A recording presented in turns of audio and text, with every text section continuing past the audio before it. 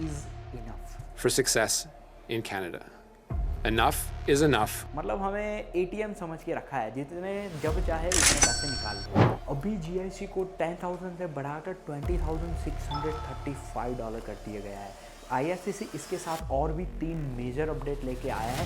इस वीडियो में इसके बारे में डिटेल में बात करते हैं एंड ये जो अपडेट्स लेके आया है IRCC, ये हमारे लिए अच्छी है, बुरी है, तो कौन से वाली अपडेट हमारे लिए अच्छी है एंड बुरी है, इसके बारे में हम पूरी बात करते हैं, प्रोज एंड कॉन्स हम पे करते हैं। तो लेट्स डाइव इन। सबसे पहली अपडेट की बात करें कि जो GIC इंक्रीज़ किया गया है, मतलब ऑलमोस्ट डबल कर दिया गया है, क्या ये डिसीजन अच्छा है कि नहीं है? तो सबसे पहले तो बात करते हैं कि ये डिसीजन इन्होंने क्यों लिया। तो पहले मार्क भाई की वीडियो देखते हैं। It would be a mistake to blame international students for the housing crisis, but it'd also be a mistake to invite them to come to Canada with no support, including how to put a roof over their heads. जैसे आपने देखा कि ये decision cost of living को ध्यान में रख के लिया गया है। जैसे आपको पता ही है कि कनाडा में इन्फ्लेशन रेट बहुत बढ़ गई है, ग्रॉसरी प्राइस हो गई, यहाँ पे रेंट हो गया और भी बहुत खर्चे, वो सारे ऑलमोस्ट डबल हो गए प्रीटी मच। तो मतलब ऐसा होता है ना, जब स्टूडेंट्स यहाँ पे आते हैं 10,000 की GIC लेके पहले साल में, तो यहाँ पे जब अभी यहाँ पे जॉब्स वगैरह के थोड़े क्राइसिस है, इन्फ्लेशन बढ़ गई है, तो उसकी वजह से यहाँ पे उनके पास पैसे सेम है सेविंग में, लेकिन उनके खर्चे बढ़ गए। और जब यहाँ पे जॉब क्राइसिस की बात करें तो लोगों को काफ़ी दिक्कत होती है। जैसे नए स्टूडेंट्स आते हैं, उनको 6 to 8 मंथ्स मिनिमम लग जाए अभी के टाइम के हिसाब से जॉब ढूंढने में। मैं एवरेज बात कर रहा हूँ, काफ़ी लोग लकी होता है, उनको तुरंत मिल जाती है, कई लोगों को 6-8 महीने तक नहीं मिलती, कई लोगों को साल तक नहीं मिलती, राइट। तो आई होप कि सभी को मिल जाए, लेकिन उसमें बात यह है कि उसकी वजह से फिर जो यहाँ पे स्टूडेंट्स है उनका, जैसे आप खर्चा गिनो 400-500 तो रेंट का ही हो गया। अगर शेयरिंग की बात करें 400-500 शेयरिंग में भी इतने आते हैं। ग्रॉसरीज की बात करें तो 200-300 मिनिमम उतने तो लग ही जाने हैं, और बाकी सारे मोबाइल यूटिलिटीज़ सारे बिल्स आने ही आने हैं। तो वो जो 700 अभी तक हमें GIC मिल रही थी एवरी मंथ, ऑलमोस्ट 700, तो उस पर अभी गुजारा नहीं हो सकता, विच इज़ फैक्ट। तो इसको ध्यान में रखते IRCC ने ये डिसीज़न लिया है कि हम अभी 1 जनवरी 2024 से जो GIC अमाउंट है जो शो करनी होती है वो हम डबल कर रहे हैं। एक नज़रिए से देखा जाए तो कनाडा बाहर अब्रॉड कंट्री से सारा पैसा अपनी कंट्री में ला रहा है। और अगर आप सभी को पता ही है कि कनाडा की इकोनॉमी, अगर ऐसा कह दिया जाए कि कनाडा की इकोनॉमी इंटरनेशनल स्टूडेंट पे चलती है, तो ये कहना भी कुछ बुरा नहीं है, क्योंकि एजुकेशन इंडस्ट्री की बात करें तो हम जो यहाँ के लोकल स्टूडेंट हैं उनसे 4 to 5 टाइम ज़्यादा फीस भर के यहाँ पे आते हैं। तो मतलब आप सोच सकते हो कि ये इंटरनेशनल स्टूडेंट से ही कितने पैसे कमाते हैं। मतलब हमें ATM समझ के रखा है, जितने जब चाहे उतने पैसे निकाल लो। अभी GIC डबल होने की वजह से अभी इंडिया से आने वाले नए लोगों की बात करें तो मतलब इंडिया के करेंसी में बात करें तो 6.5 लाख का खर्चा और भी बढ़ जाएगा।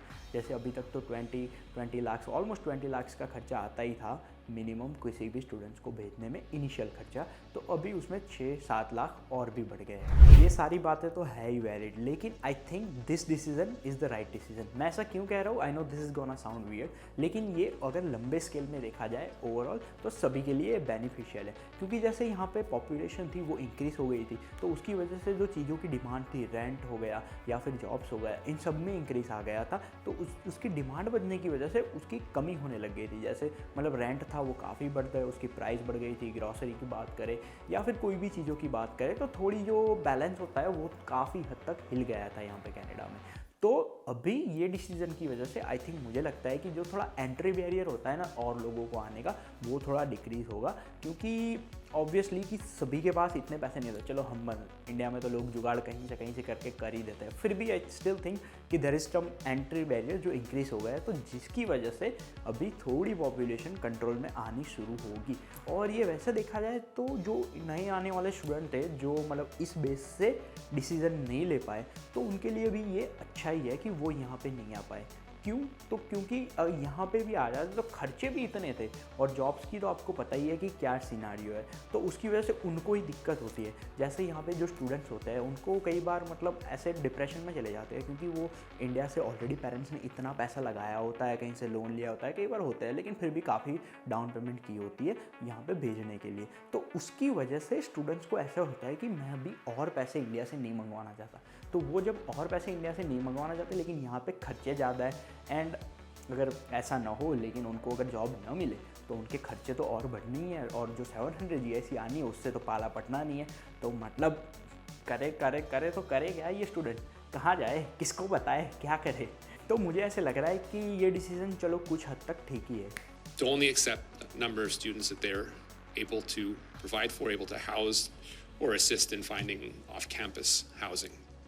In welcoming international students, we have a responsibility to make sure that students are supported when they come to our country. We also want to ensure that international students don't become victims of unscrupulous individuals who offer them inadequate living conditions, sometimes even at inflated prices. Ahead of September 2024, we are prepared to take necessary measures, including significantly limiting visas to ensure that designated learning institutions provide adequate and sufficient student supports as part of the academic experience.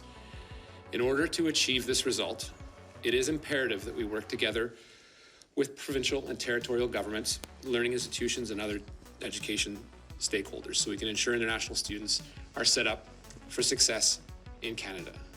अभी second update की बात करते हैं। जो student के लिए working hours है वो it's not limited to 20 hours anymore. तो अभी अप्रैल 30, 2024 तक student can work more hours.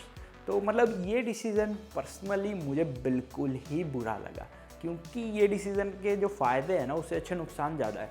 तो आप खुद ही सोचो कि जो स्टूडेंट अभी से आए हुए हैं, if they have a choice to work 40 hours rather than 20 hours, तो मतलब जो कंटिन्यू था अभी तक जो 40 आवर्स कर रहे थे वो 40 आवर्स करेंगे। तो जो नए आने वाले स्टूडेंट हैं उन पे क्या इम्पैक्ट होगी। तो मतलब अगर वो 40 आवर्स कर रहे हैं, जो नॉर्मल एम्प्लॉयर होते हैं वो अगर कोई एक एम्प्लॉई है उसको 40 आवर्स दे रहे हैं तो मतलब वो नए बंदे को हायर ही नहीं करेंगे ना। तो अगर उनको 40 आवर्स दे रहे हैं, जो नए स्टूडेंट है जो यहाँ पे आ गए वो जो जॉब ढूंढ रहे हैं या फिर जो आने वाले हैं उनको कैसे आवर्स मिलेंगे। जैसे ये इनको 40 आवर्स तो दे ही रहे हैं तो वो कहाँ से गए। अगर उनको लिमिटेड कर दिए जाते, जैसे 20 आवर्स कर दिए जाते, तो जो नए आने वाले स्टूडेंट हैं उनको भी थोड़ा फ्रूट चखने का स्वाद मिल जाता, उनको भी 20 आवर्स मिल जाते, तो उनको भी हेल्प हो जाती। तो IRCC का मुझे लगता है सोचना ऐसे है कि यहाँ पे जो लोकल स्टूडेंट है जो ऑलरेडी आ गए उनको अभी उनके खर्चे नहीं निकल रहे। जैसे लिविंग एक्सपेंस बढ़ रहा है, इन्फ्लेशन बढ़ रहा है, सब कुछ खर्चे बढ़ रहे हैं, तो उनका खर्चा नहीं निकल रहा। तो उसके लिए उन्होंने अलो किया है कि चलो भाई 40 आवर्स काम कर लो, कमा लो पैसा, अपने उड़ाओ और खर्चे निकाल लो।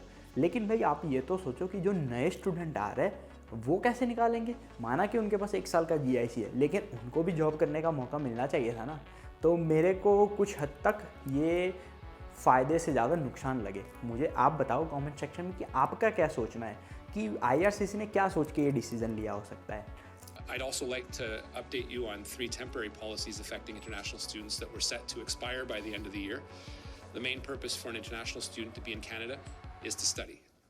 However, since most students are currently halfway through their school year and some are working full-time to meet their needs, we will extend the temporary policy that has allowed eligible international students to work more than 20 hours per week through till April 30th of 2024, the end of the academic year.